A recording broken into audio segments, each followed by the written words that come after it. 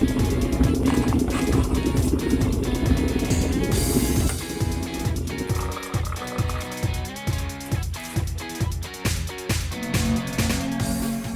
welcome back to Retro Break. Yes, I am suffering from a cold, so I do apologise if I'm not my usual enthusiastic self, but I didn't want to miss a week of videos, and I've got so much really cool stuff to show you guys.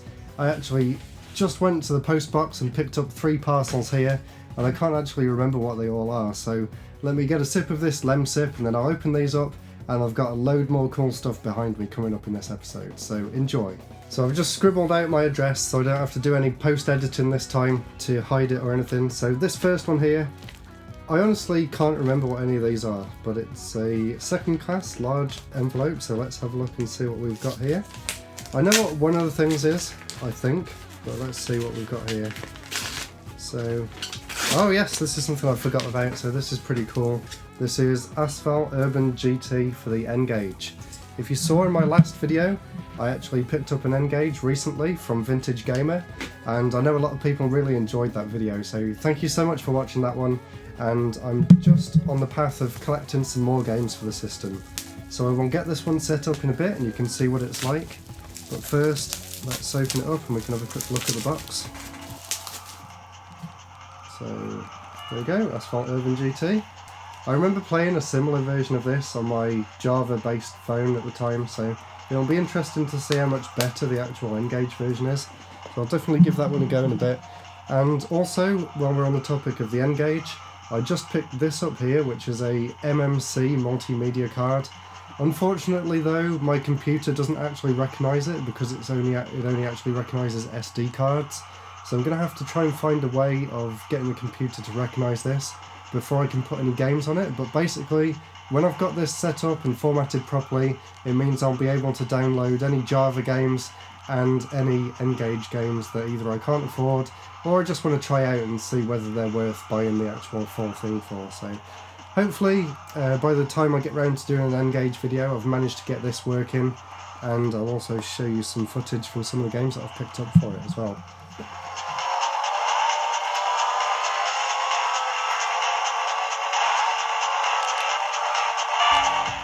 So, parcel number 2, let me just, there we go, parcel number 2. Looks like another smallish game, let's have a look. A lot of this stuff is just things I've been bidding on eBay, I think. I actually just bought something else from the CEX website today as well, so hopefully that turns up soon because I have big plans. And this is related to one of the plans, so here is Super Monkey Ball Adventure for the PSP. I actually just ordered the GameCube version as well, and that's not very good. The game wasn't actually secured in place there, but it looks okay. Luckily the PSP games have this plastic around it, so nothing to worry about.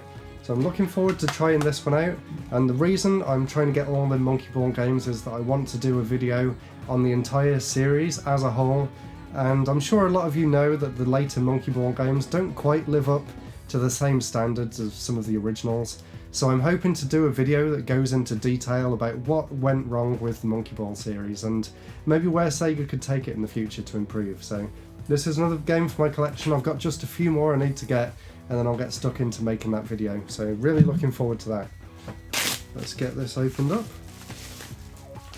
So this one was actually a present from my friend Silent Bun. He used to have a YouTube channel on here, but unfortunately he no longer makes videos, but we stayed in contact on Twitter, and he sent me this because he ordered duplicates of it. It is Mario & Luigi Paper Jam Bros, so I'm really looking forward to trying this one out.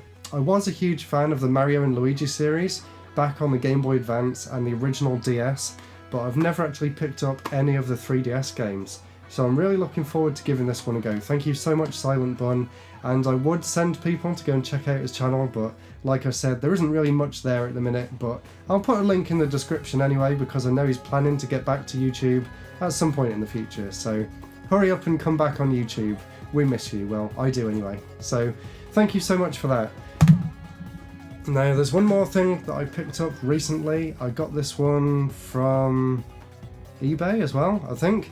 Another Super Monkey Ball game. This one is Super Monkey Ball Banana Splits for the PlayStation Vita, and I am really enjoying this one. I don't want to say too much about it because I don't want to ruin this video that I've got coming soon, but I can definitely say that this is one of the better games in the series, and I presume it's one that not a lot of people have played either, so I'm really looking forward to going into more detail about this game, so subscribe for that, coming soon. So these 3 games here I picked up while we were in Shrewsbury the other day. My girlfriend very kindly took me there, and I actually went to college in Shrewsbury, so it's always really nostalgic for me to go there and buy games. But unfortunately, all of the game shops that were open while I was there have actually all closed down now. But there is one little game shop in the town centre that's still open, and even though it's more of a DVD/Blu-ray shop, it does have a few shelves of retro games. So I managed to get a little bit of footage.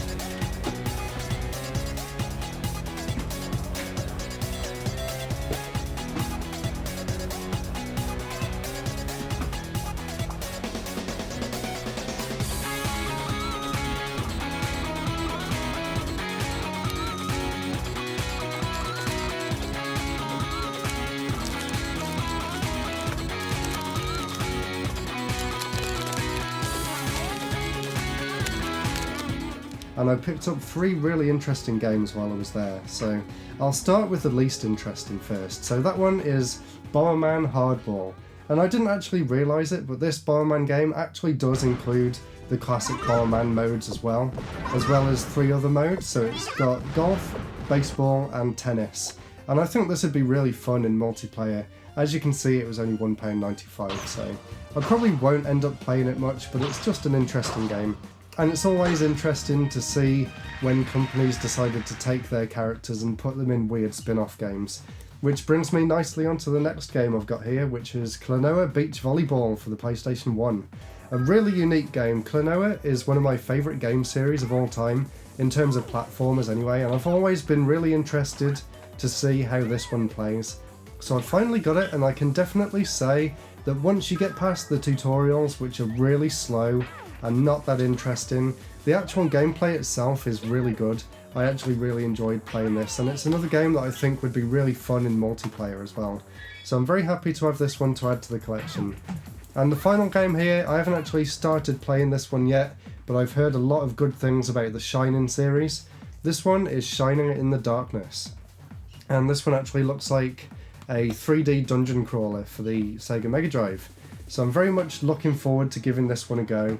And surprisingly, it said it didn't come with the instructions, but it kind of half came with the instructions, as you can see there. So that's another game for my Mega Drive collection. Really looking forward to playing that.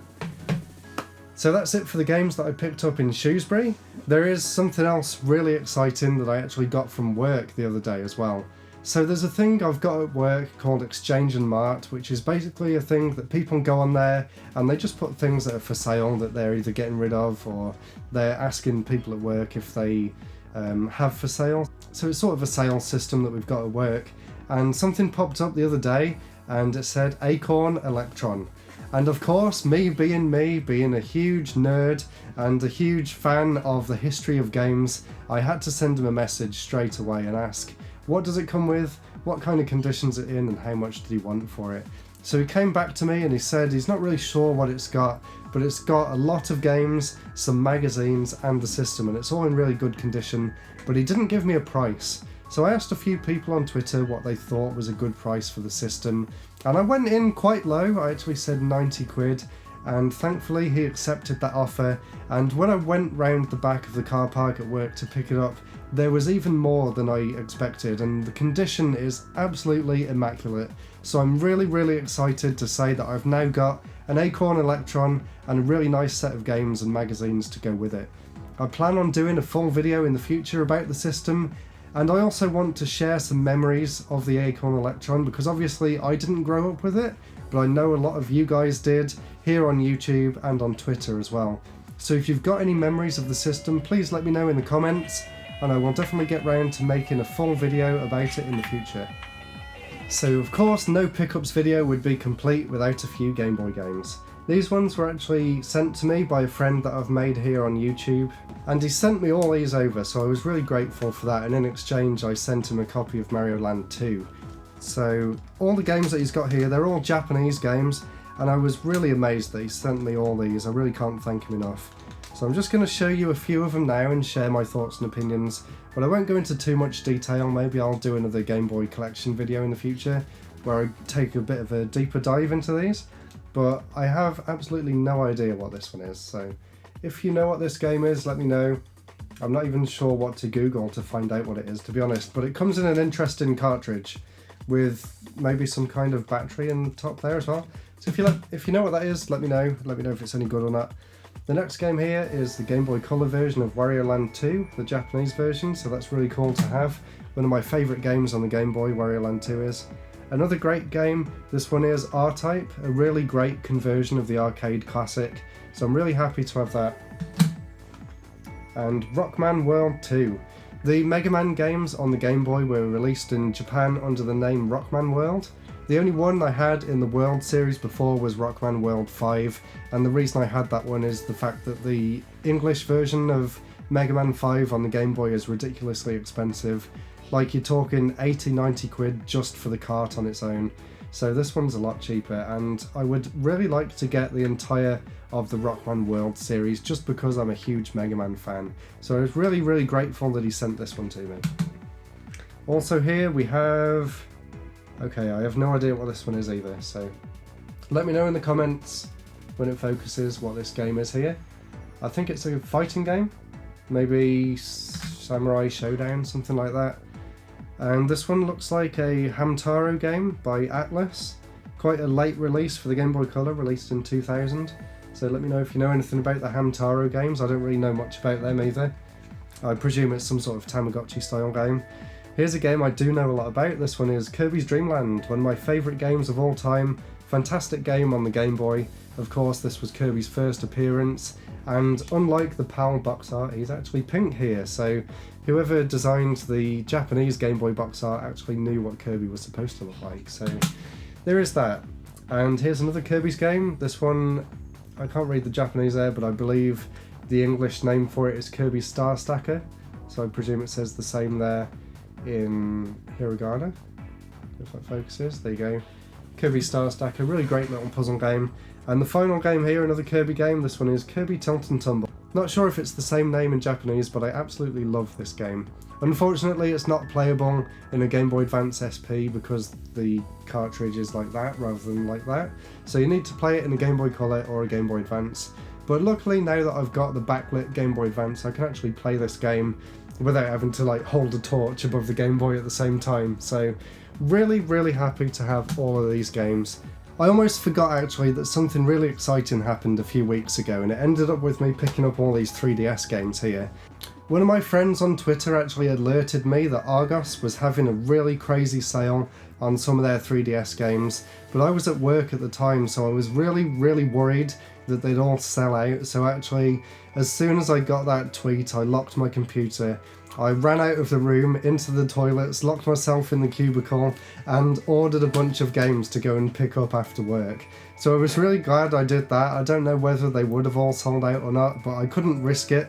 All of these games were probably either £5 or less. I haven't got the receipt anymore, but I know some of them were literally £1 or £2. So I'll quickly show you what I managed to pick up. There was quite a lot of games there that I didn't manage to get because they'd already sold out, but these are the ones that were available for me to pick up locally. So I haven't even opened this one up yet, so I don't know if it's any good or not. I don't really have high expectations for it, as I know the Sonic Boom series isn't something that a lot of people really love, but this one is Sonic Boom Shattered Crystal, and I will definitely give it a go at some point. Next up, another game that people don't really love that much, and I can definitely see why after giving this game a go. This is Metroid Prime Federation Force, otherwise known as probably the most disappointing game of all time.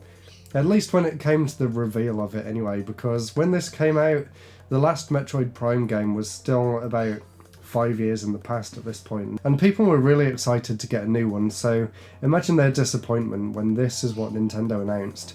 I don't really class it as a proper Metroid game, but it's still cool to have, and it's part of the collection, I suppose. Now these next three here, these are all Yokai Watch games. I haven't actually played any of them yet, so I can't say whether they're any good or not, but I have definitely heard really good things about the series. So I'm definitely looking forward to giving it a go.